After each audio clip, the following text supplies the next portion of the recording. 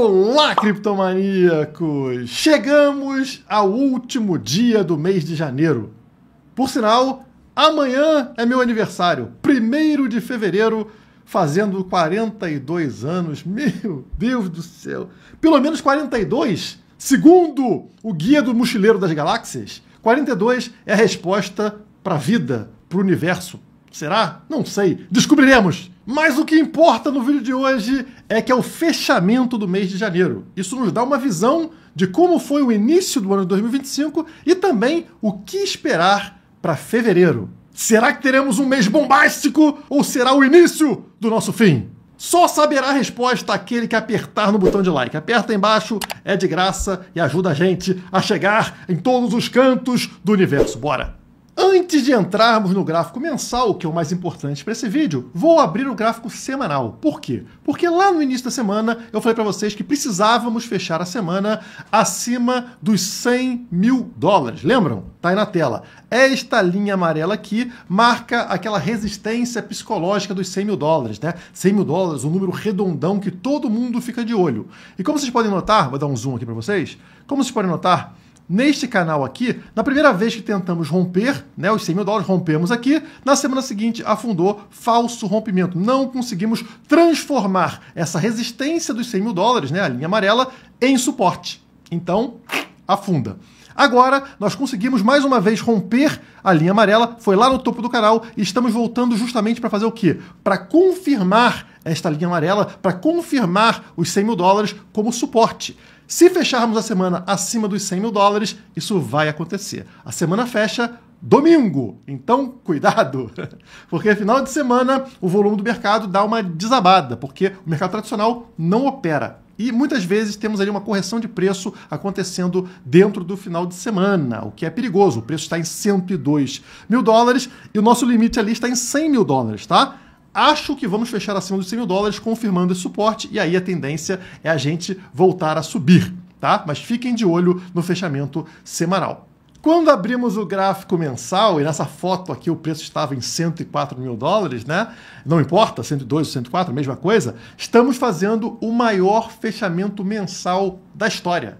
É histórico, pessoal, fechar o mês acima de 100 mil dólares. Isso nunca aconteceu na história, como vocês estão vendo no gráfico do Bitcoin, e é uma marca realmente muito importante. Quando a gente falava que o Bitcoin bateria 100 mil dólares lá no ciclo de 2020 e também no ciclo de 2016, chamavam a gente de maluco, que isso nunca aconteceria. E agora a gente está vendo o mês fechar acima desse valor de 100 mil dólares. Então isso é muito relevante. E abrindo aqui o gráfico em tempo real, o gráfico mensal em tempo real, está acontecendo aquilo que eu tinha comentado com vocês. Vocês lembram desse gráfico mensal aqui? A última vez que ele apareceu estava justamente assim. No ciclo anterior, que está aqui, ó, do halving de 2020, né, maio de 2020, vocês percebem que o preço, ele respeitava esta linha de tendência de baixa na cor branca, e após o halving, o que aconteceu? Rompemos a linha de tendência e fez o quê? Como sempre, um reteste nessa linha para testá-la como suporte. A linha que era resistência é testada como suporte. Suporte com sucesso, acontece a explosão de preço que leva o Bitcoin até o topo do ciclo. Olhem agora para o ciclo atual. Mesma coisa. Temos uma linha de tendência, no caso de alta, né, ligando os topos aqui, e vocês percebem que após o halving de abril de 24, a gente vem, supera esta linha de tendência, sobe, faz um reteste sobre ela em dezembro, no mês anterior, né? E confirmando essa linha como suporte, o que aconteceu em janeiro foi essa explosão de preço, né? Saindo aqui dos 90 mil dólares e indo buscar lá os 109 mil dólares. Então a gente fechando na situação atual tá excelente. É a confirmação que a gente precisava para ter essa explosão de preço do ciclo anterior, né? Que nos levou até o topo daquele ciclo. Notem quantos meses seguidos somente de alta, tá? O último mês aqui de queda foi justamente o mês para fazer um reteste sobre a linha de tendência. Após ele, 1, 2, 3, 4, 5, 6 meses seguidos de alta para o BTC. Então notem como esse reteste aqui sobre a linha de tendência é importante para a gente e é justamente isso que a gente está confirmando agora.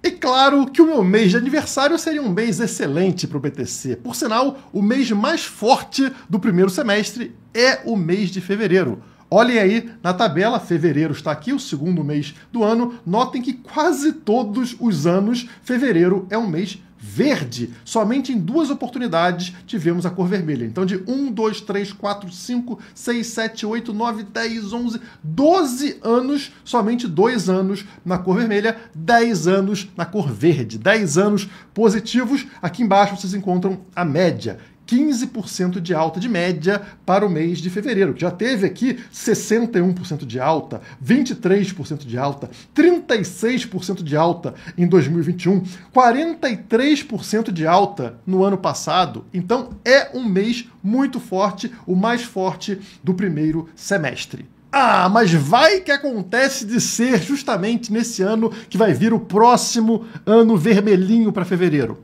Bom, vamos comparar com outros anos seguintes ao halving. Halving aconteceu quando? 2024. Então 2025 é o ano seguinte do halving. Qual foi o anterior? 2021. Se o halving foi em 2020, 2021 é ano pós-halving.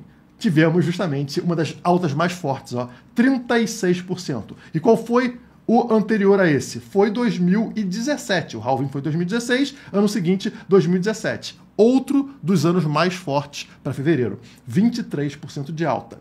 E anterior, 2012 foi o halving, 2013 foi o ano seguinte ao halving, foi o ano mais forte para fevereiro, 61%. Então sim, pessoal, os anos seguintes aos anos de halving são justamente os 3 que nós temos aqui, que foram os mais positivos para fevereiro na história. Então, historicamente, esse fevereiro tende a ser muito forte, muito acima da média. Se a média é 15%, a gente pode esperar uma valorização maior do que essa para o mês de fevereiro. É claro, as coisas não são idênticas ao passado, mas digamos que elas rimam.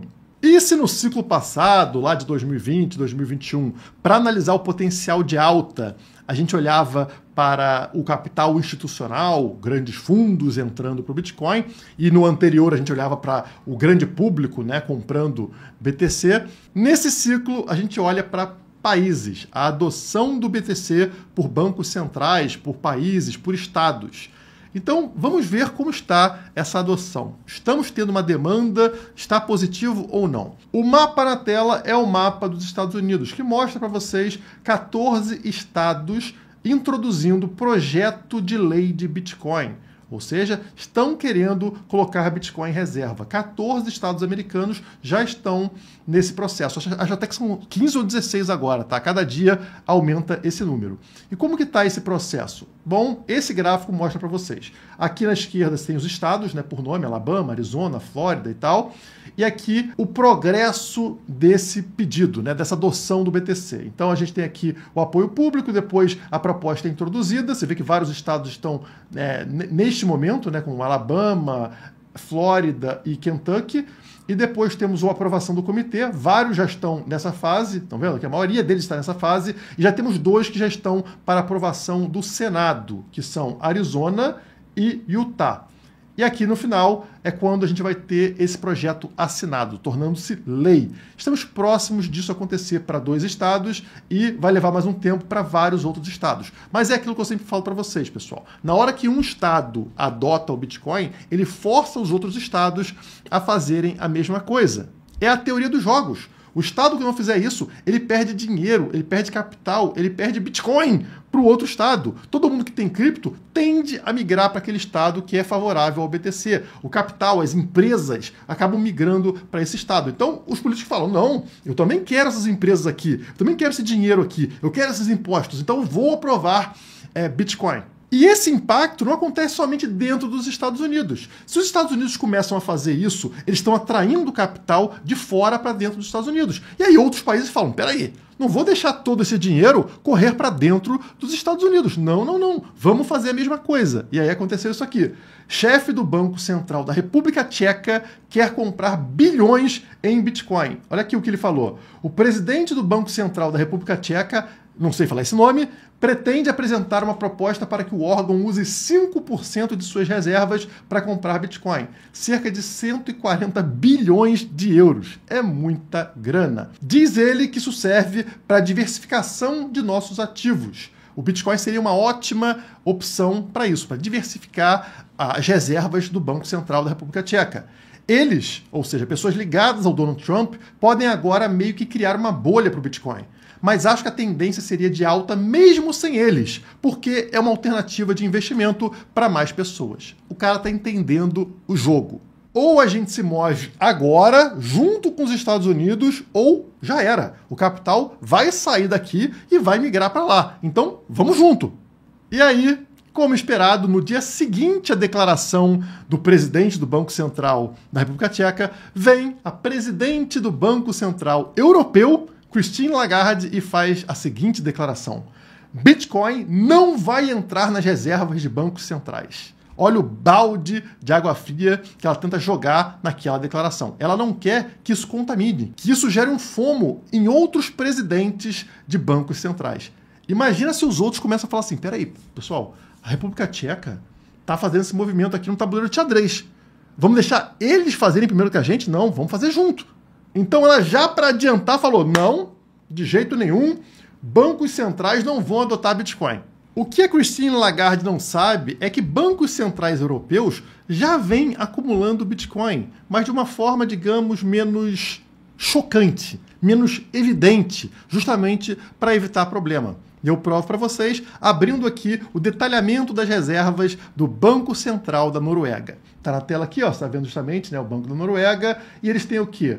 514 milhões de dólares investidos na MicroStrategy. MicroStrategy não passa de uma ação que é um Bitcoin alavancado. E não somente em MicroStrategy, em outras ações também investidas em Bitcoin. Por exemplo, aqui, Metaplanet, que eles têm mais de 4 milhões de dólares investidos. Então, ela aprovando ou não, ela gostando ou não, os países vão comprar Bitcoin. Nem que seja dessa forma por baixo dos panos, né? Ela falando que ninguém vai comprar Bitcoin e o pessoal vai lá, compra MicroStrategy, compra outras ações de empresas que hoje funcionam somente para fazer compra de Bitcoin, operação de Bitcoin, e pronto. Esses países estarão posicionados em Bitcoin e se protegendo da moeda estatal. Outro fator que pode gerar uma forte subida de preço em fevereiro está ligado aos bancos. Vocês lembram lá em 2023, quando vários bancos americanos começaram a quebrar? Aquela falência de vários bancos regionais dos Estados Unidos? O que o governo fez naquela época? Criou programas de empréstimos para salvar, para resgatar esses bancos da falência. 4 faliram e os outros estavam quebrando e eles começaram a fazer programas de empréstimo. Qual é o ponto aqui? Como vocês podem ver no gráfico, que monitora justamente programas de empréstimo de liquidez do Fed, do Banco Central Americano, está chegando ao fim esse dinheiro. Essa linha amarela que marca o total aqui, emprestado pelo governo, está atingindo o zero nesse momento. Vai atingir o zero muito em breve. Então, esse dinheiro artificial, essa liquidez artificial que estava salvando esses bancos da inevitável falência, porque banco é uma tecnologia do passado, que está sendo superada, está acabando. Não vai ter mais dinheiro grátis para esses bancos. E aí começa o problema. O que vocês acham que vai acontecer? Os bancos vão voltar a ficar numa situação financeira complicada e vão precisar pedir arrego, pedir pinico ali. Por favor, Estado, me salve mais uma vez. E a forma que o Estado tem de salvar bancos é imprimindo dinheiro, é injetando dinheiro na economia. As reservas bancárias, nesse momento, estão em 11% com relação ao PIB, que é o mesmo limite que forçou a quebra de bancos lá em 2023, tá? Era exatamente 11%. Então, eles voltam a ficar numa situação sensível, delicada, e dependendo do Estado para salvá-lo. Se o Estado realmente salvar, a gente tem uma injeção de dinheiro que deve ajudar na subida aí do Bitcoin e de outras criptomoedas. Até porque estamos num ano de forte valorização para esse mercado, né? Ao contrário lá de 2023, que ainda estava um negócio meio começando, agora a gente está todo vapor. Já estamos acima de 100 mil dólares, várias nações falando em criar reserva de Bitcoin. Uma entrada de dinheiro acaba fluindo muito mais fácil para dentro do mercado cripto. E como se não fosse o bastante, acabamos de abrir um rio para trazer o dinheiro, o dólar, para dentro da rede do Bitcoin. Tether vai integrar o USDT ao Bitcoin através da Lightning Network. Olha que legal, né? Você aí que usava o USDT na rede da Solana, na rede da Ethereum, agora a própria rede Lightning, a rede do Bitcoin, a rede de transações rápidas do Bitcoin, também terá o USDT. Já é legal a notícia, né? Pô, que legal, posso utilizar a rede mais confiável do mundo, a rede mais segura do mundo para fazer operações em dólar, em USDT. Mas a parte mais interessante e revolucionária dessa medida não é essa. Vou utilizar aqui a postagem do Seiji Arata no Twitter, no X, para vocês entenderem o impacto que eu estou falando. O grande anúncio, na minha interpretação, é que isso tudo implica em um mundo de inteligência artificial descentralizada. Isso muda o mundo por um motivo muito simples. Pense comigo. Até agora, inteligência artificial era um jogo de poucos gigantes. OpenAI, Google, Meta. Quem controla a inteligência artificial também controla a informação, o dinheiro e o poder. Mas a Tether quer explodir essa lógica. O que eles estão fazendo? 3 coisas. Criando inteligência artificial que roda em qualquer dispositivo, de um celular barato a um supercomputador. Isso significa que qualquer um pode ter sua própria IA, sem depender de servidores centralizados. Fazendo inteligências artificiais falarem entre si, sem precisar de servidores. Uma rede paralela, impossível de censurar. Isso é um ataque direto ao monopólio das Big Techs. E dando dinheiro para a inteligência artificial gastar. Cada agente de IA terá uma carteira integrada com Bitcoin e stablecoins. Isso significa transações autônomas, onde a IA pode comprar, vender e movimentar dinheiro sozinha. Com isso, nós temos 3 impactos poderosos. Bancos vão tremer. Se uma IA pode gerenciar dinheiro sem precisar de um banco ou governo, quem vai impedir um sistema financeiro paralelo de surgir? A censura morre. Se IAs descentralizadas podem rodar sem depender de servidores, governos e empresas perdem o controle sobre o fluxo de informações. E por último, regulação. Boa sorte! Se cada pessoa pode rodar sua própria IA sem precisar de OpenAI ou Google, e essa IA pode movimentar dinheiro sem passar por bancos, como governos vão rastrear e controlar isso? A Tether está basicamente criando um mercado global de IA autônomas, sem censura, sem donos e com dinheiro para gastar. Se isso der certo, ninguém mais vai depender de corporações ou governos para acessar IA ou serviços financeiros. O mundo mudou hoje. Transacionar na Lightning Network não é mais somente para humanos, é para máquinas, sem permissão prévia. E isso tem 3 grandes impactos. IA agora tem dinheiro e autonomia. Bots, robôs, podem pagar, cobrar e negociar sozinhos, sem bancos ou intermediários. Explosão de transações. Milhões de transações por segundo dentro da Lightning Network, sem censura, sem controle, sem travas. E a economia dos robôs começou. Você paga bots, bots pagam você e eles pagam uns aos outros. Parece o mundo do futuro, mas é o mundo que a gente está vendo nascer agora. E isso muda tudo. Isso acaba com esse controle que a gente está vendo justamente na hora que a gente precisava. Os governos estão cada vez mais em cima. Vocês viram ali a presidente do Banco Central Europeu tentando atacar o Bitcoin, só que ela vai ser incapaz de atacar o Bitcoin. Esse dinheiro fluindo de USDT para Bitcoin, Bitcoin para USDT, ele começa a ser feito de formas totalmente sem censura, usando inteligência artificial. E é assim que a gente vai tornar a próxima década muito mais livre e próspera do que essa que a gente passou. Essa desgraça que a gente viveu entre 2020 e 2024 parece que vai ficar para trás. Viveremos agora tempos muito melhores graças ao Bitcoin, graças à tecnologia descentralizada. Curtiu o vídeo? Deixa o like, se inscreve no canal e, claro, se for comprar criptomoedas, dá um pulo lá na Quantifury, onde você compra criptomoedas, ações, ETFs, tudo sem pagar taxa. Link na descrição ou no QR Code aqui embaixo. Por hoje é só, muito obrigado e até a próxima.